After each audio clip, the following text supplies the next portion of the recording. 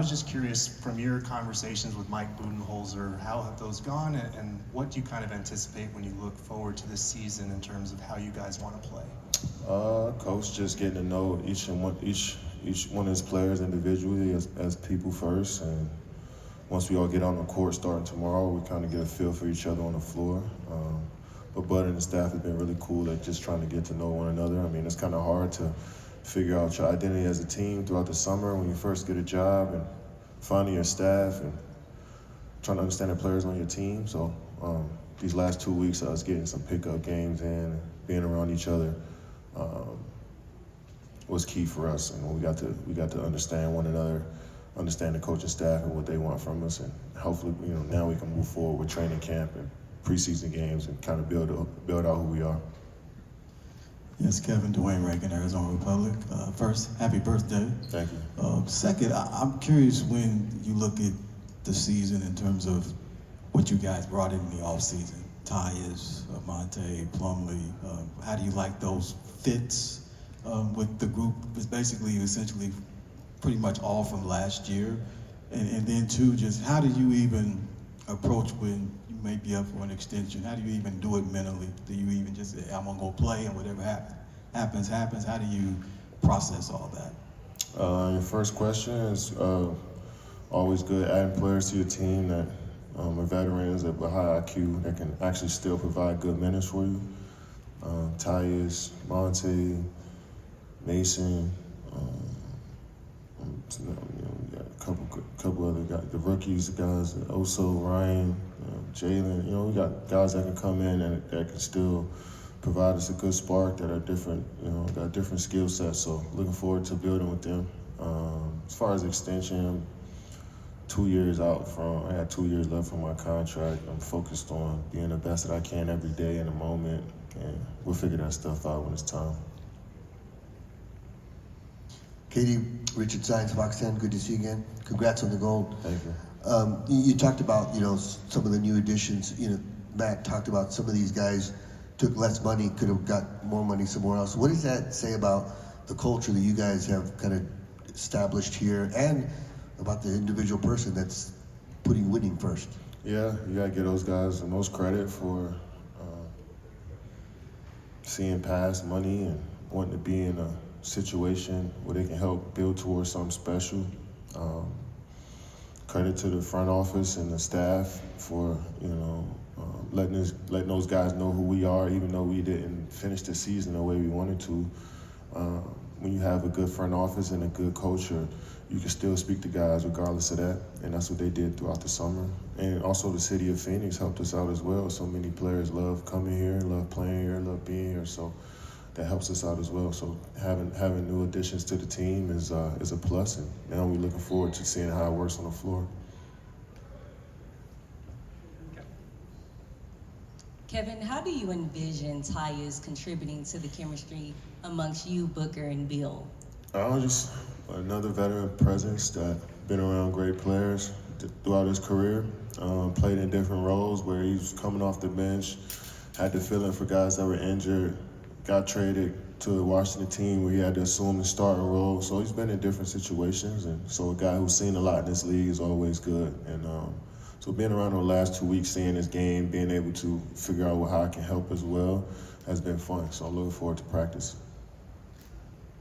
Mark McClune, Arizona's Family Sports, good to see you. I wonder if you could describe the feeling of standing up on the podium winning gold this summer, and if that feeling at all, did that reinforce anything of getting back to the grind here and chasing a championship in the NBA? I wouldn't say it reinforced anything. It's always good to win and feel winning and understand what goes into it, how much of a grind it is. Even though that was a condensed period, it's just a month.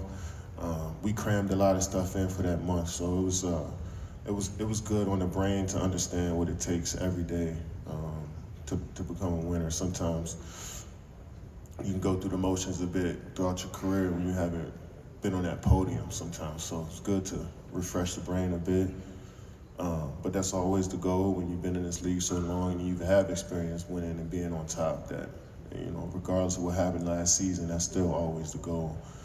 But being around some of the best players in the world of all time, and then some of the best athletes throughout the whole world, and represent in my country was, it was unmatched. So I had a great time. Kevin, Doug Haller with The Athletic. You mentioned how things finished last year. When things don't go the way you like and you get swept, does that stick with you throughout an off season, motivate you? I mean, is it always there, or do you move past it pretty quickly? Yeah, I mean, you tend to move past it. I mean, it's a long summer, man.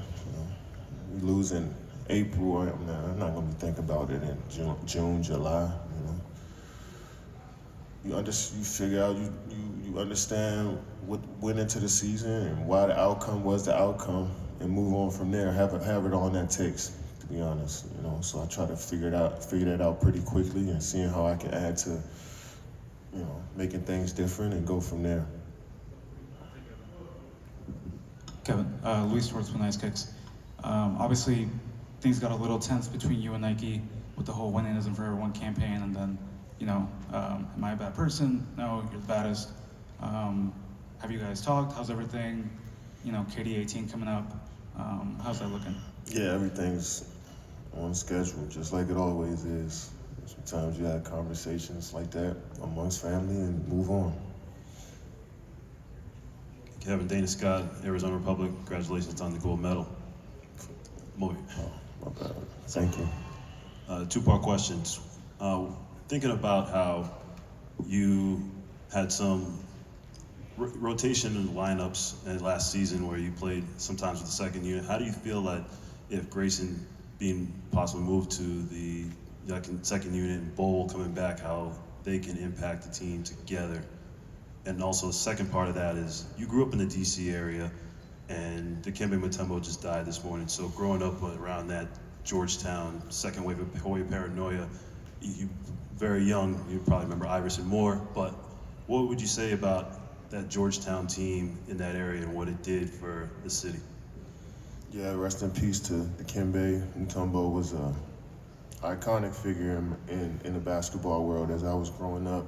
Like you mentioned, playing in Washington, D.C., Georgetown area, a lot of those big men have left a mark on basketball in that area, dating back to the late 80s, early 90s. And Dikembe was one of those guys. And then have an opportunity to play against him in the NBA and meet him in different events and just see the type of person he was. It reinforced that our great people walking around here every day, regardless of status, regardless of how successful you are, he still remained true to who he was as a person.